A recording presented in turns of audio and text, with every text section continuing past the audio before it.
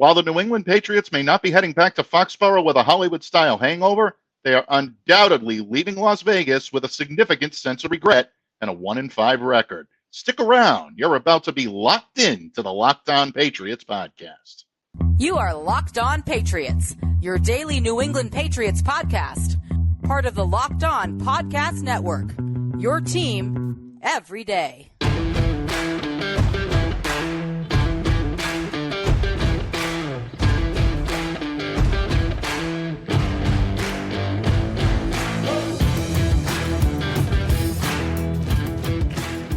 Hello to all of you Foxborough faithful. Thank you once again for making Locked On Patriots a daily part of your New England Patriots coverage and also your first listen every day. Subscribe or follow free on YouTube or wherever you get your podcasts to ensure that you get the latest episode as soon as it's available. I'm your host, Mike Debate, and I cover your New England Patriots for Patriots Country of Sports Illustrated. So reach out to me and let me know what's on your mind on Twitter or X or the Bird app, whatever you want to call it, at MDABATE NFL. While you're out there showing some love to Locked On Patriots via social media, follow our account there as well at LO_Patriots. And Pats fans, today's episode is brought to you by our good friends over at Gametime. Download the Gametime app, create an account, and use the code LOCKEDONNFL for $20 off your first purchase. Last-minute tickets, lowest price, guaranteed. And Pats fans, your New England Patriots vowed to be better in Week 6. And, by all accounts, they were. Unfortunately for all of us here in Patriots Nation, not good enough to avoid another loss. This time, a 21-17 fall to the Las Vegas Raiders. A late sack and a safety of quarterback Mac Jones ultimately does them in, and the Patriots fall to 1-5 on the season. And there were plenty of missed opportunities the Patriots had to pull out the victory, including some additional Mac Jones miscues. Yeah, folks, there were a few, not as many, but they are still there. An inexcusable drop by receiver DeVante Parker in the game's closing minutes. And, of course, penalties, which absolutely crushed the Patriots both early in the game and late in the game. But despite the loss, it wasn't all bad news for the Patriots. The running game did show some signs of life, and the defense, which unfortunately lost rookie Keion White to a head injury in the first quarter, had some players step up in a major way. Folks, there's a lot to break down in this one, and only one man can help us sort it all out honestly and with an opinion all his own. So without further ado, I give you the legendary Thomas Murphy of E2G Sports. Thank you for coming to me in friendship, and thanks for joining me today, Don Murph. I'm at my wit's end. I'm at a loss. I'm really ticked off at the fact that every team that the Patriots have faced for the last 3 weeks have stolen my keys, turned my keys, and used them to beat the New England Patriots. There really is no other way to slice it. I mean, we heard all week long. Oh, of course. So Murph, we have said several times here on this pod, you are the man that Mondays were created for when it comes to Locked On Patriots. How can you have a hashtag Locked On Murph Monday without the Murph? Doesn't work, folks. But I'll tell you what else doesn't work. A 1-5 record for your New England Patriots. I don't think any of us thought that this was a below 5-win team. And unfortunately, my friend, we're facing that possibility. And it is a distinct possibility for these New England Patriots. We heard all week long, the Pats are going to start over. There was going to be a new beginning in Foxborough, and they were going to carry that with them into the Nevada desert. Undisciplined play, inability to execute in the clutch. And in turn, they dropped this Week 6 contest, 21-17 to the Las Vegas Raiders at Allegiant Stadium. And of course, the Patriots falling to 1-5 on the season. Now, the Pats really had nowhere to go but up, Murph, if we're being very honest. And Weeks 4 and 5 was just absolutely abysmal. They exhibited some signs of life on Sunday, if we're being fair. Ending a 79-point scoring against streak by their opponents, 10-quarter touchdown drought. All of these were ended on Sunday. I can't believe we're using these terms to describe a Patriots team, but we are. This is the reality in which we live. 17 points on the board. This was a big point output for the Patriots, considering what we've seen the last few weeks. But in the end, Raiders linebacker Max Crosby, I think, delivering a game-sealing sack on Mac Jones in the end zone. To me, just the ultimate microcosm for this season.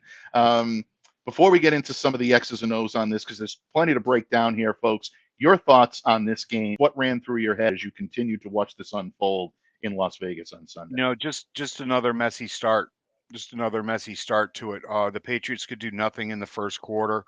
I think they had 10 penalties on the day, and 4 of them came in the first quarter, 4 of them came in the fourth quarter, and a couple others were sprinkled in there. One was not accepted, so it was 11. And you can't start this way.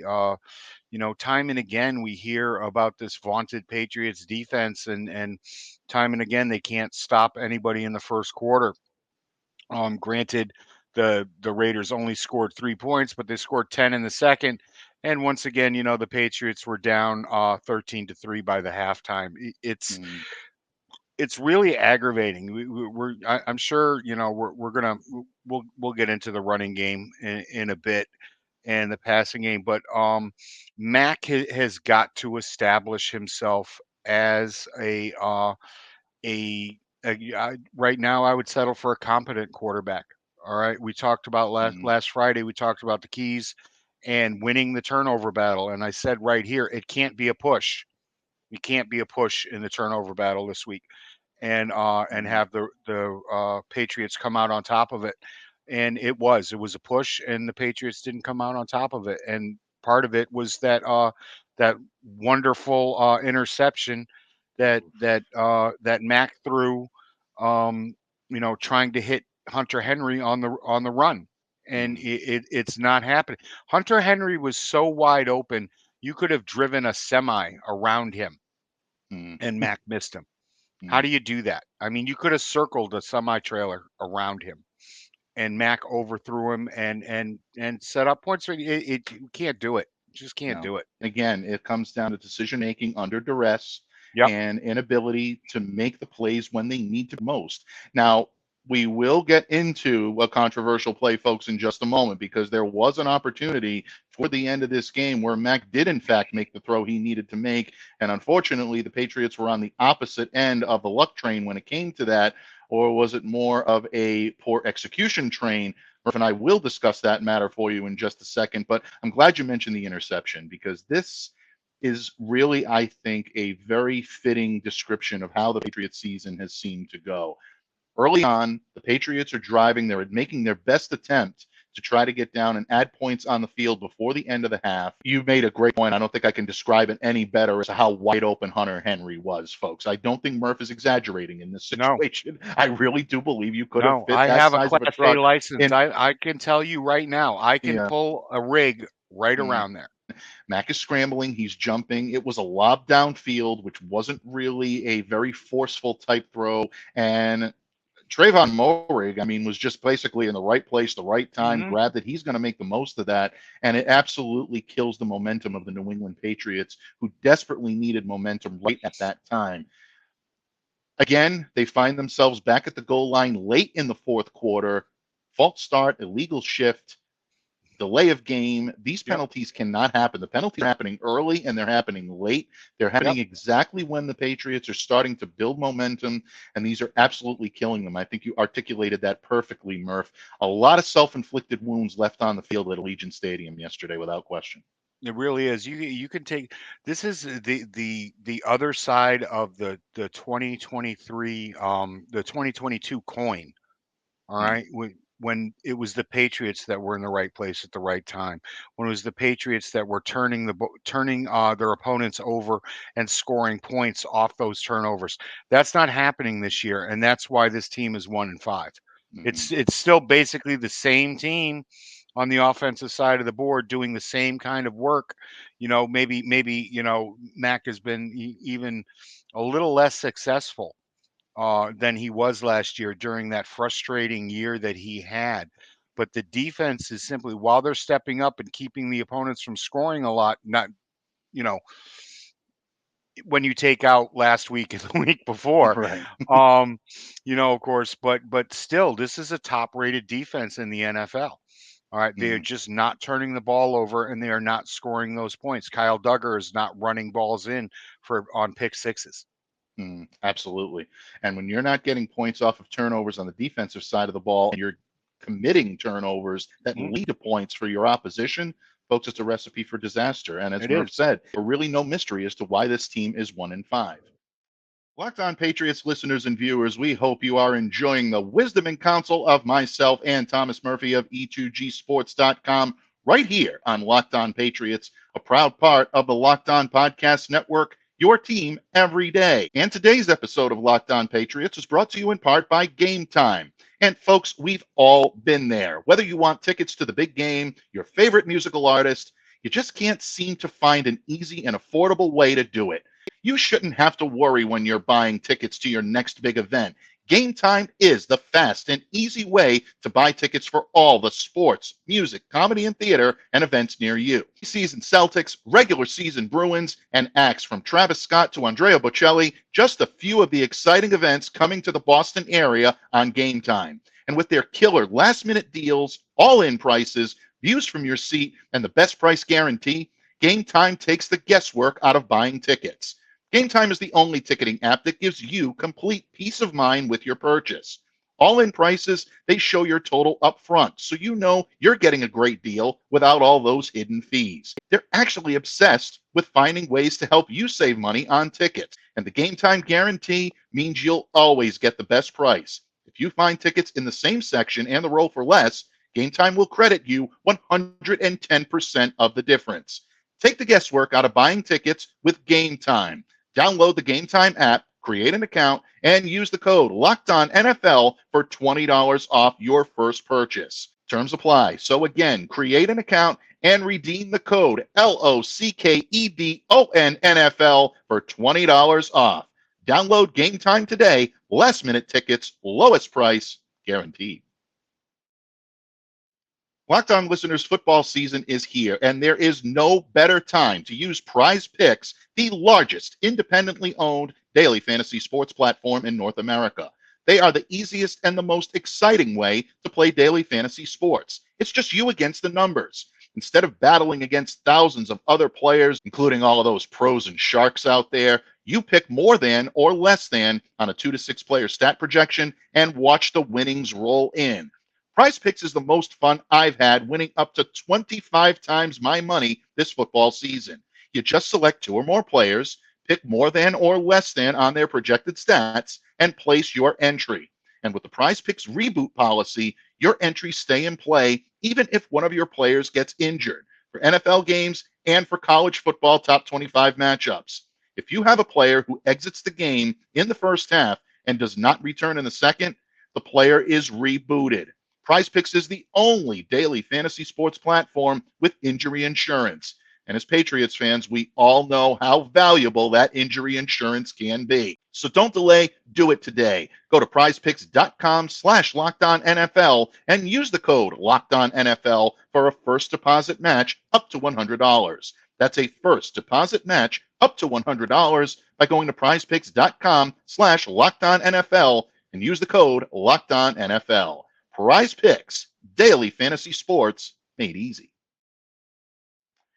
Murph, I don't think we'd be doing our job unless we spent some time on the final series. I alluded to it just a few moments ago and being at the goal line and the penalties, but there were blunders made by the New England Patriots in this session, in this series, that essentially doomed them to a 1-5 record because they had their opportunities to pull this one out.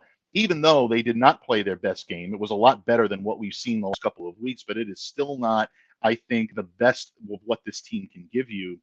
But they're not giving us any sort of confidence or not giving us any sort of hope that we're going to see anything more than what we're seeing out there. I guess we'll start with the first play in the series, and that is the drop from DeVante Parker, 2nd and 11. Mac Jones drops back. I thought this was one of the best throws I've seen Mac make in quite some time in a game setting. I thought he was poised, got the ball to DeVante, hit him right in stride, gave him even the opportunity to advance a little bit beyond where the ball hit, and maybe at around the 47, 48-yard line. This was going to advance past midfield.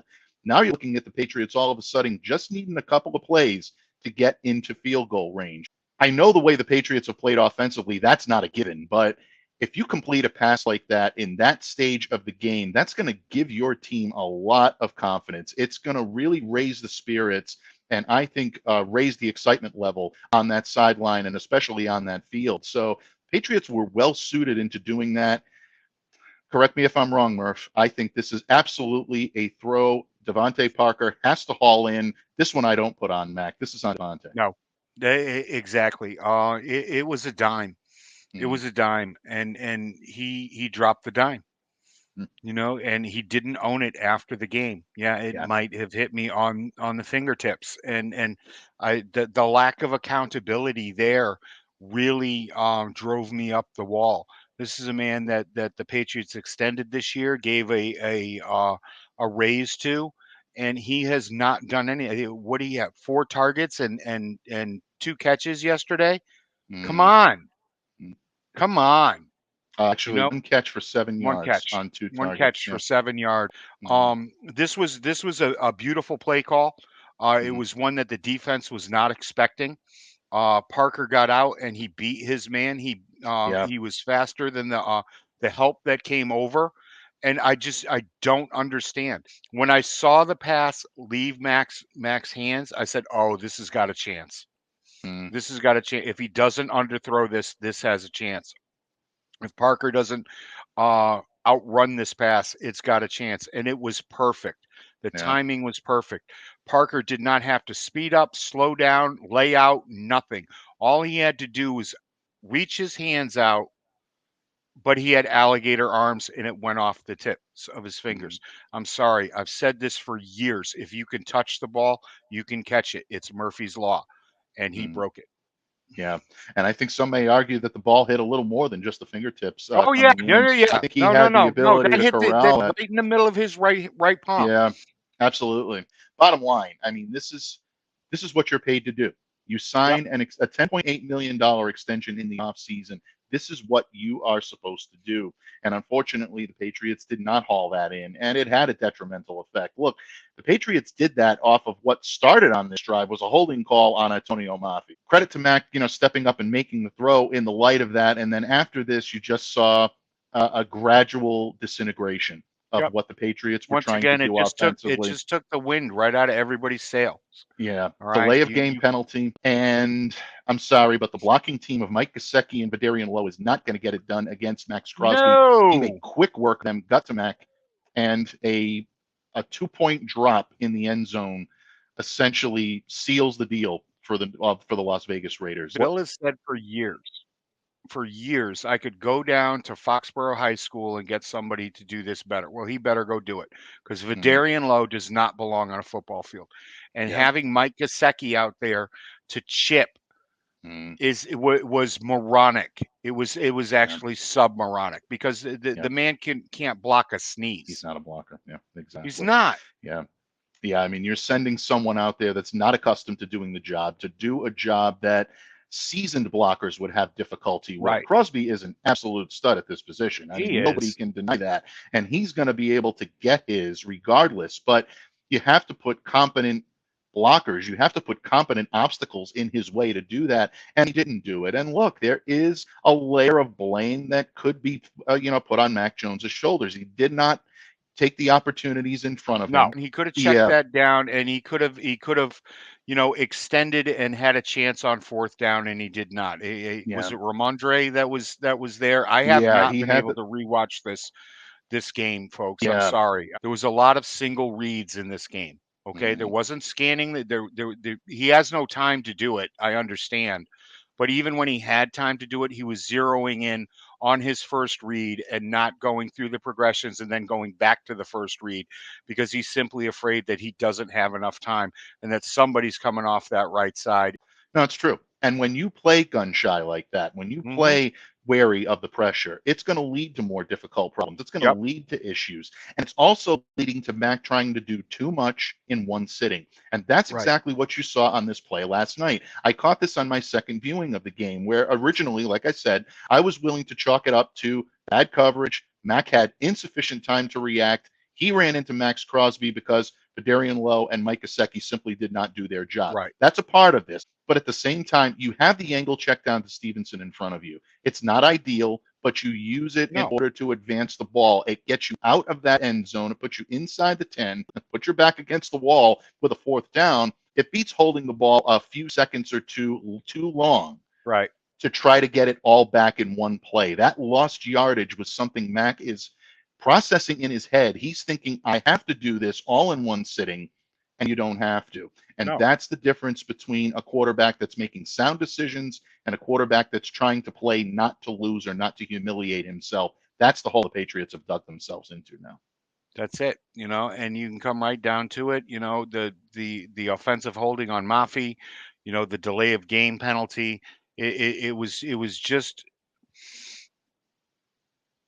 I'm at a loss for words that we can actually say on air. That's true. For how really I want to is. describe this Absolutely, last drive. Because we are a family network here on Locked On Patriots and across the Locked On Podcast Network. So I thank you for that, my friend. But bottom line, it results in, unfortunately, a Patriots 1-5 record at a 21-17 loss. Before we take our leave of the offense, though, however, my friend, wanted to give just a few minor props to the Patriots running game. Ramondre Stevenson, Ezekiel Elliott, finding a little bit of traction. I also want to give some credit to Bill O'Brien, who I thought did a good job of mixing in inside zone, call the occasional jet sweep, just like you have predicted he should be doing all along, Murph. He finally did take one of those keys, and it led to some good stuff for the Patriots on the field, including a jet sweep from Kendrick Bourne. It did. The jet sweep from Kendrick Bourne was a nice play, but more importantly, the inside zone runs, which I've been calling for. Stop trying to get to the edge with this crew, okay? Because it's not going to happen. The inside zone runs are the way that you need to go right now with this line that you have pieced together. Unfortunately, I'm going to throw a little bit of water on this. All right. Josh McDaniels basically pulled out an old defensive scheme that I had called for, written up, talked to many people about ad nauseum in begging the Patriots to run the ball. Okay, that's what they did. They begged the Patriots. The Patriots got the job done and they moved the ball, but they weren't exactly stacking the box against the Patriots. They knew they could put up points on the board, and what they wanted the Patriots to do, the Patriots did.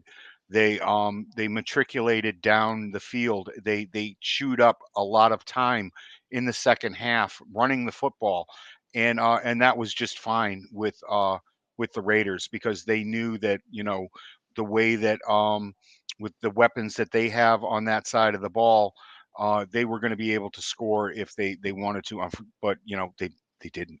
The Patriots defense stepped up, and if they had just managed that clock a little bit better in the second half and gotten down the field a little bit quicker, they might not have had their backs against the wall at the end of the game.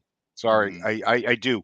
I want to give Stevenson. I want to give Zeke the credit that they had. The touchdown that got called back was just agree. Oh my God, it was just, I felt so bad for those guys.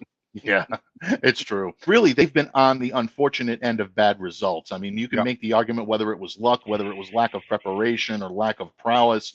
That's all fair game, but the Patriots have been on the opposite side of good breaks more than they've been on the good side of good breaks. And, unfortunately, that's another example of penalties what this team keep has gone digging through. them a hole and digging them, helping to dig that hole. And it's just awful. It's just awful. That's the only thing DeVante Parker got right in his after game speech in front of the locker, in front of his locker, that penalties are killing us. But that was just more of him deflecting from the fact that he didn't pull in that ball. And unfortunately, whether the ball was pulled in or not, whether the safety is made or not, the Patriots once again find themselves in a nearly insurmountable hole now, heading into a Week 7 matchup with the division leaders and the defending division champion Buffalo Bills. And we're going to get to the Bills later on this week, folks. But right now, we're still trying to digest the loss to the Las Vegas Raiders in the Nevada desert. Silver linings, Murph, against the silver and black. How about that? There were actually a couple, and they came from the defensive side of the ball. When we wrap up today's conversation, Murph and I are going to discuss those silver linings and why the Patriots defense might have shown us a little something to believe in heading into what's going to be a long and winding road toward 2024. More on the Patriots' loss to the Raiders, and also, by popular demand, Yeah, Murph, we got to do it. The T word will be mentioned here before the end of the program, so stick around and stay locked in to this episode of the Locked On Patriots podcast, a proud part of the Locked On Podcast Network, your team every day.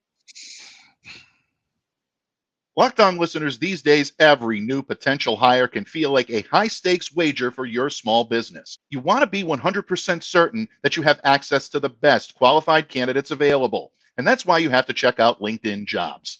LinkedIn Jobs helps find the right people for your team faster, and here's the best part, folks, they help you do it for free. You won't believe how easy it is to create a free job post on LinkedIn Jobs until you try it. Just make sure you add your job and the purple hashtag hiring frame to your LinkedIn profile to spread the word that you're hiring.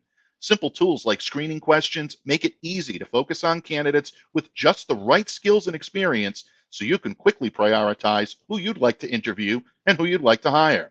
It's why small businesses rate LinkedIn Jobs #1 at delivering quality hires versus the leading competitors.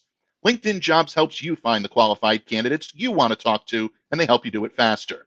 Post your job for free at linkedin.com/LockedOnNFL. That's linkedin.com/LockedOnNFL to post your job for free.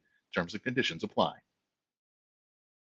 Patriots fans, once again, thank you so much for taking time out of your busy schedule to join us here on Locked On Patriots. And of course, as you can see, joining me today, as he does each and every Monday, we've had one too many melancholy Mondays now in a row, Murph, but unfortunately, that is the situation we find ourselves in. The legendary Conor Murphy Fisto himself, Thomas Murphy of E2Gsports.com. And Murph, we've talked ad nauseum right now about Mac Jones and the mental mistakes that he continues to make. We talked a little bit about the running game. We have digested the final sequence in the New England Patriots comeback attempt yesterday, including DeVante Parker's drop. But one thing we haven't mentioned is the Patriots' defensive effort. Right. It's a great God. Matthew Judon, Christian Gonzalez, Jack Jones, Marcus Jones, all on injured reserve. Jonathan Jones is banged up himself. He's out there trying to give you everything he could. Josh Uche is nursing an injury. He spent time out of the game yesterday being looked at. There is so much from this team right now that is coming up on the opposite end of the spectrum when it comes to injuries, especially on this defense. But yet the New England Patriots found a way to keep this one not only competitive, but also ward off some pretty good defenders, some pretty good, offensive players at times. Jabril Peppers and Jelani Tavai may have combined for the hit and interception, maybe of the first half of the season. Your thoughts on this before we get into some of the other defensive improvements? This was textbook. After that hit, I tweeted out that to bookmark this because this may be the high point of the Patriots season. It definitely was to date. The Patriots set a tone, a tone of physicality in this game that we haven't seen to this point in time. And the hit that Peppers laid out there was just, as you said, textbook. There was no way anybody could scream about the way he went about his business. He, Tavai, Christian Barmore were just phenomenal in this game. Barmore, multiple run stops in the game, including a play late in the fourth quarter where he just shot a gap and made a tackle for a loss in the backfield on 3rd and 1.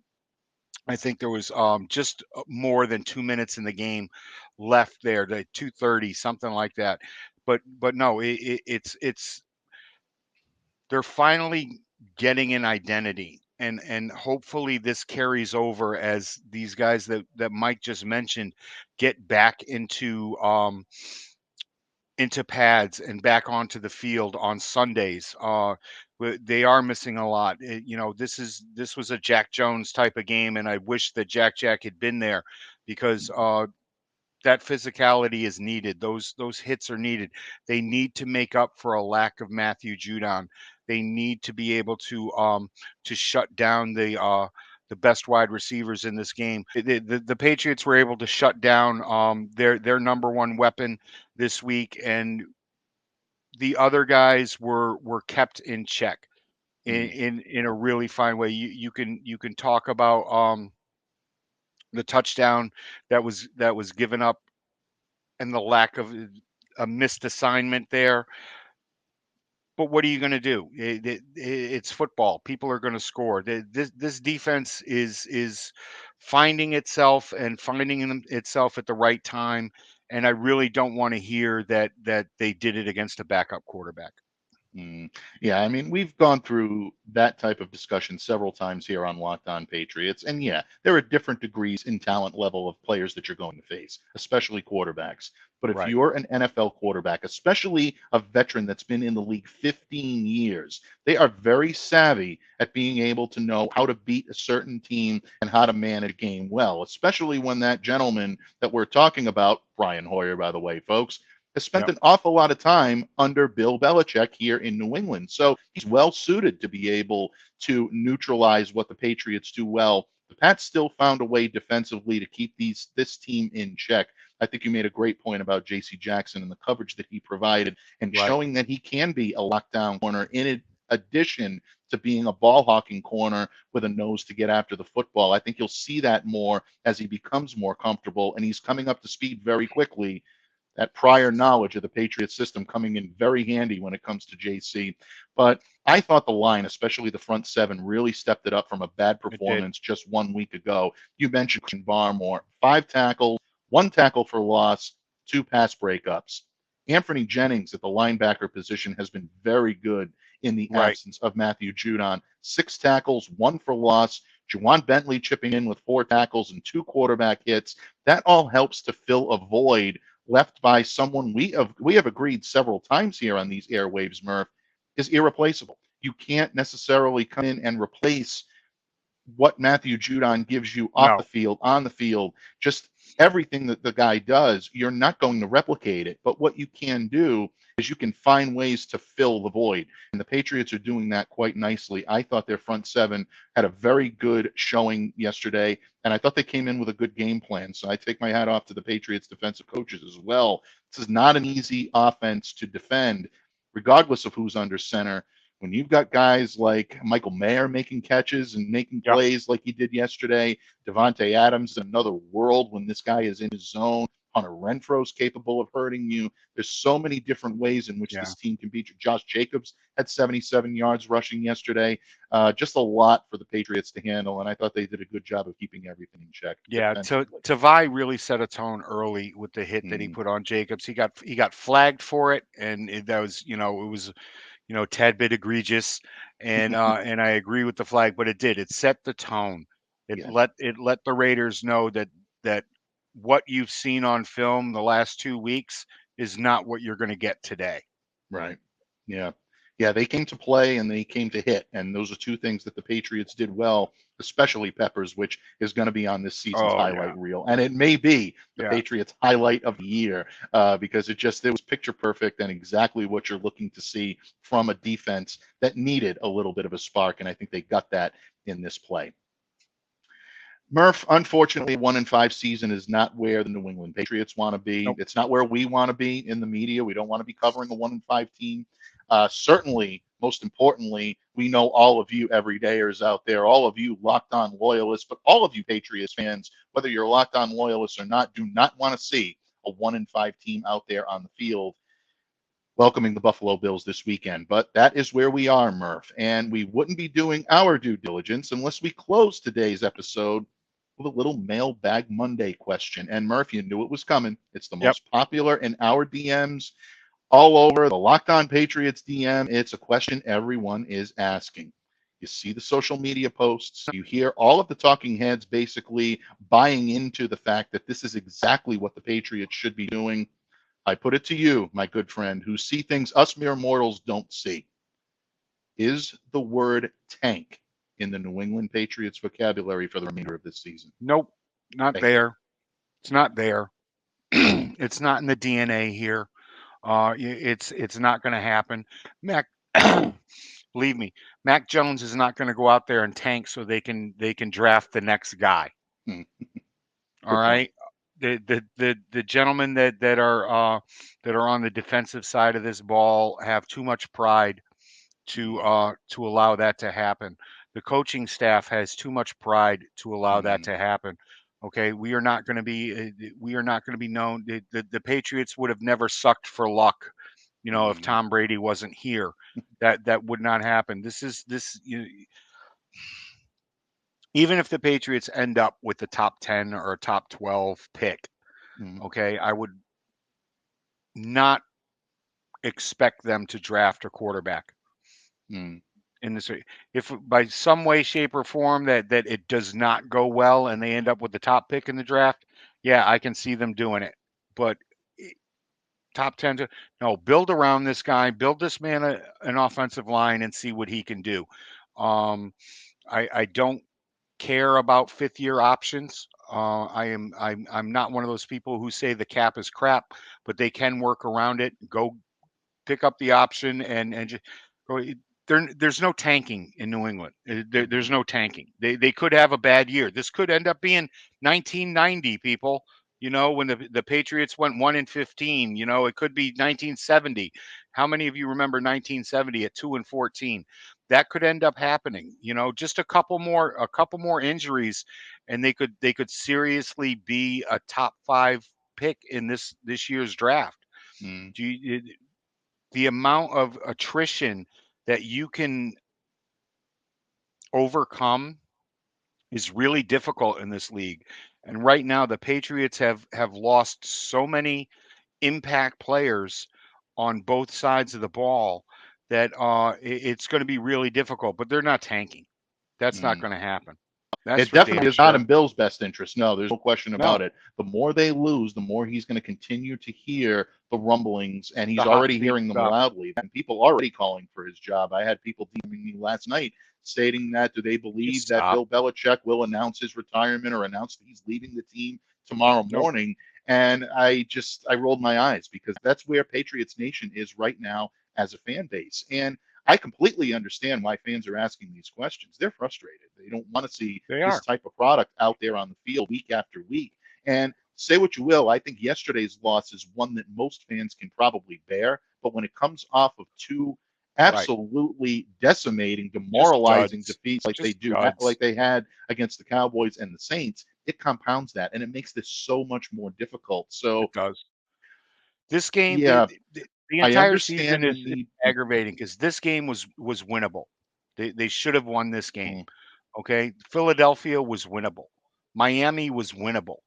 Those are, that's 3-3. And I told you, you can't, with a team that is constructed as this one is, with the problems that they have, you can't afford to lose those games, and you did. Because you're also going to have those games like Dallas and like New Orleans, where there was just a snowball's chance in hell after the first half of winning. And, those games do happen when they're strung together. It makes it even worse, especially for the fan base, because you're, now dealing with 10 straight quarters of no touchdowns. You're dealing with a 79-point scoring streak against before you can actually put points up on the board. These are not things that Patriots fans are used to seeing. But all good things come to an end, Murph, and we are now staring at a new beginning, and a much-needed new beginning. And, we'll see whether that means a new man under center, whether that means a new man on the bench is still all up for fair game. And I think those are conversations it really that will be had. There are conversations that are going to have to be had at the end of this year about this coaching staff, about the way this roster was constructed, and how it's going to happen moving forward. But we've got a lot of games to play in between now and then, and I don't see any changes happening in that. And but on a good note, we are trending upwards. Mac had a better than decent game. I'm going to give him that. He had a better than decent game. He threw for 260 some odd yards. The defense had a fantastic showing. Just what they did in the red zone. All right, the Raiders were 1 for 6 in the red zone. 1 for 6, and it took a broken coverage for them to get that score. Hats off to Jacoby Myers. Okay, I was wrong though. He didn't throw for a touchdown pass. Yeah, we thought we were going to see that. Unfortunately, fortunately for Patriots fans, we didn't. But unfortunately for the Raiders, they weren't able to incorporate that. But Yeah, they did That's it. show a And lot other of. They're people thought showing a it lot of too faith. because the odds were not in my favor for putting $20 down on it. Yeah, it's true. It really is. And I think a lot of people were surprised that we didn't see it. Who Yep. knows? Maybe that was the genius of Josh McDaniels. Psych them into thinking Yeah. they're going to see Psych it them into and then thinking it not give it to them. and then not Yeah, doing it. But exactly. no, held them to 1 for 6 in the red zone. That was fantastic. The Patriots were 2 for 2 in the red zone when Yeah. they got in there. But like I said, we're not getting down there enough. We're not getting down into the red zone enough. I expect to see some more of that this weekend, hopefully. Absolutely. And hopefully we will see a lot more of that this weekend. The Patriots are going to once again need to pull out all the stops if they want to remain competitive against the Bills team that can be had if you have the right Yep. game plan and the right personnel. Unfortunately, Patriots haven't had either one of those correctly in the longest time. We're going to turn the keys later this week, folks. Do not worry. Murph is going to give us the path to victory, so stay tuned for that. But we are going to continue to break down the Patriots' loss to the Raiders, what it means in the short term and in the long term, give some grades, and we're going to have a lot of fun this week. So stay locked in to the Locked On Patriots podcast. And once again, I thank my good friend, the Count of Murphy Fisto himself, Thomas Murphy of E2G Sports, for dropping by. And before I turn this over to Murph to give you some parting words of wisdom, Murph, I think we would be remiss if we didn't give our best wishes to two ex-Patriots right now. First, most importantly, Damian Harris, scary neck injury suffered last night in the Buffalo Bills game with the New York Giants. Having the privilege of covering Damian up here in New England for a few years, having seen him in the locker room and on the practice fields, I can tell you, folks, there is not a more positive or encouraging player that I've ever been around. Always a smile on his face, always willing to lend a helping hand, and such a hard worker. Wishing him nothing but the best in his recovery, and hopefully all will be okay. The early indications are that he's going to be all right, and that's definitely a good thing. So he's definitely the Cheshire blessings cat. to you. Yeah, he really with is. that smile, the constant Cheshire cat grin that he's had on his face. Just a class individual, and somebody that we're sending all the good karma to, and hopefully he'll be okay, upright, walking right, and back on a football field, God willing. Absolutely. And of course, in the game that we watched yesterday, Jimmy Garoppolo exiting after the first half with a back injury, transported to the hospital. Josh McDaniels did not have an update on Jimmy last night. Looks like at least, the seriousness factor may have passed him by, but this one could have long-term implications for the Raiders this season. Again, Jimmy, the consummate professional, just unfortunately decimated and on the wrong side of a lot of injuries throughout his career, but a good man. And we definitely wish him the best in his recovery efforts as well. So Locked On Patriots sending a lot of good karma and best wishes out to Damian Harris and Jimmy Garoppolo. Just because you're not in a Patriots uniform anymore doesn't mean you're no longer a part of the Patriots family. Forever New England actually means that. Absolutely. Well said, my friend. And because it's well said, please take us home today. What can we expect from the great pen, the great voice of Thomas Murphy in the coming days and weeks leading up to a Week 7 matchup in Foxborough this weekend? Well, it's playoff season in baseball. There's still baseball happening out there, folks. And I got a nice little piece up there this morning about the Texas Rangers coming out and just smacking the Astros from the mound. It was a beautiful pitcher's duel last night, and I hope some of you at least got to see it. I had that on the big screen. I had the football game on the little screen because it's baseball. Baseball is life here, and of course I'll have a preview up later on the NLCS. And I'll be following that all week long. And of course, on Friday, you can catch my my monster keys to beating the Bills. I'll be nice and just call them the Bills. Yeah. Keep a sharp eye out over the weekend, folks, because you might see Murph pop back up on these airwaves and on your YouTube screens to turn some of those keys heading into Sunday's game against Buffalo. But in the meantime, folks, we thank our good friend Thomas Murphy for dropping by today, as he always does, for Mailbag Monday, Melancholy Monday, but most importantly, for hashtag Locked On Murph Monday. And a special thank you to all of you everydayers out there, all of you Locked On loyalists, and make Locked On Patriots a daily part of your New England Patriots coverage. I cannot thank you enough for that. My unending loyalty and my unending appreciation to each and every one of you. And in that vein, I'm your host, Mike Debate. On behalf of Thomas Murphy of E2G Sports, we remind you to stay safe and to stay well and to be the change that you wish to see in the world. Have a great day, everyone, and we'll see you back here again tomorrow on Locked On Patriots. Get me to the red zone. Highway to the danger zone.